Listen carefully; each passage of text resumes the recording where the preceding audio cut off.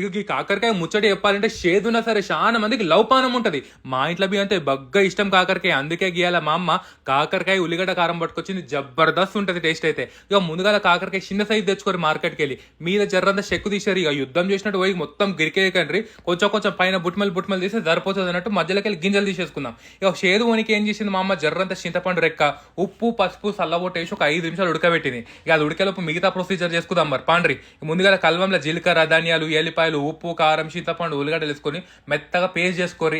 మీకు ఓపిక లేకపోతే మిక్సర్ కూడా వేసుకోవచ్చు అన్నట్టు. ఇది వడబోసుకున్నాక చల్లగైనాక మంచిగా గిన్నెలు ఉంటుంది కదా, మధ్యలోకి వెళ్ళి మంచిగా కారం పెట్టుకోవాలి. ఇది టేస్ట్ సూపర్ ఉంటుంది. ఉప్పు కారం ఇప్పుడే చూసుకోరు, ఏమన్నా తక్కువ ఎక్కువ కూడా ఇలా వేసుకోవచ్చు అన్నట్టు.